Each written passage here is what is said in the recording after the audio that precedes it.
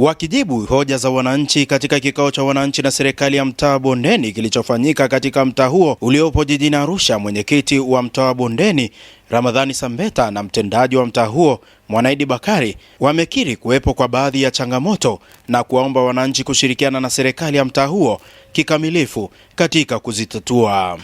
Mdau wetu Bwana Olotu ametupatia vifusi, tumekuja naye akaona akasikitika sana. Tutaanza kuweka vifusi kuanzia kwa aretas kuja paka chini, zile sehemu ambazo kabisa ni korofi. Kwa hiyo tunaomba wananchi, kama una 10,000 una 5,000, tunaomba tusaidie, tutunishe mfuko wetu kwa ajili ya kuongeza vifusi sehemu korofi. Wakati huo tukiendelea kupambana na serikali iweze kutujengea barabara yetu, kwa sababu haiwezekani ututengenezee daraja ukashindwa kutengeneza hichi kipande hapa, itakuwa ni jambo ambalo litakuwa wanatuonea. Utaratibu ni mrefu kwa sababu hamna kitu chochote utakipata kwa njia rahisi. Hata hii mikopo yetu tunayochukua braki wapi, tunafuata process. Utatoka hapa utaenda kwa mwenyekiti, utaenda wapi. Kwa unakuta baadhi tu ya wamama hawapendi zile heka, kwa wanakata tamaa njiani. Baadhi ya wajumbe wa mtaa huo akiwemo Juhudi Mbaga, Michael Monduli na George Singoe wameeleza fursa zilizopo katika mtaa huo. Wote tunafahamu kwamba kuna ujenzi wa stendi mpya ya kisasa ya mabasi ya mkoa wa Arusha. Kwa bahati nzuri stendi hii inajengwa katika eneo ambalo lipo ndani ya mtaa wa Bondeni. Na kwa sasa hivi ujenzi huu wa stendi umefikia asilimia zaidi ya 75. Tuna ujenzi wa soko la Machinga Complex. Soko hili pia linajengwa katika eneo la mtaa wa Bondeni. Na kwa bahati nzuri ni kwamba ujenzi huo umefikia hatua ya upauaji.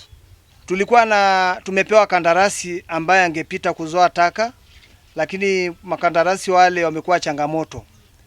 Mwaka jana tulijaribu kuendana nao, lakini tulishindwana nao kutokana sasa hawafiki kwa wakati, lakini wakati mwingine wanaweza katupangia siku watu wakakusanya taka na wasifike.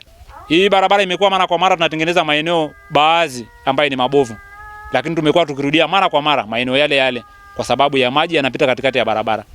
Kwa hiyo tutaiomba serikali ituboreshe, itengeneze mitaro ili basi barabara iweze kuwa ni barabara ya kudumu ya kupitika masaa yote. Wakizungumza kwa hisia, baadhi ya washiriki wa kikao hicho akiwemo Hadija Kiluvya, Paul Makoi, Dismas Pelo na Sara Mdega wameeleza changamoto wananchi wanazopitia katika mtaa huo, ikiwa ni pamoja na ukosefu wa usafiri na upatikanaji mgumu wa mikopo ya kina mama.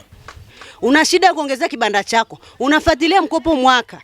Kutoka hapa kila siku kwenda kwa Mrombo ni karibu 5,000. Ukifika kule unapindishwa, unafanya hivi, tunatoa hela stationery. Hela stationery tumetoa karibu hata laki. Alafu umeomba mkopo labda milioni, hata kama 30, unapewa milioni 3. Haki ya Mungu, serikali hawatendi haki kwenye hii mikopo hata kidogo. Mwenyekiti, tulikuwa tunamuomba diwani aje na mbunge wetu aje, tuje tuitishe kikao huku chini. Tuwaulize wenyewe kwa nini huku si tumetengwa? Hebu naombeni hiyo miundombinu na hiyo bomba ifufuliwe. Isije kabisa ikaonekana ni gofu. Ile bomba inawabeba watu wanyonge. Ina gharama nafuu.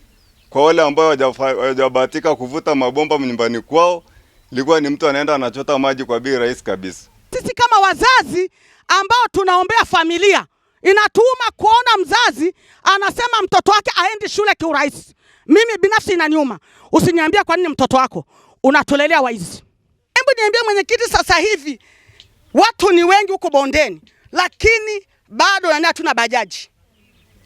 Usafiri hamna. Lakini ukienda huko Engo barabara zilikuwa ni chafu sana, lakini bajaji zilikuwa zinapita, maisi yalikuwa yanapita. Hii barabara ina nini? Lazima tujiulize kama wana Bondeni, ni uchawi gani kwenye hii barabara ambao unaendelea miaka yote? Ni wananchi wa mtaa huu wa Bondeni ambao wamejitokeza kwa wingi kwa ajili ya kutengeneza barabara ambayo imeharibiwa na mvua zinazoendelea kunyesha, ambapo imekuwa kero kwa ajili ya wananchi hawa. Kutoka hapa katika mtaa huu wa Bondeni mkoani Arusha, mimi ni Elihuruma Chao.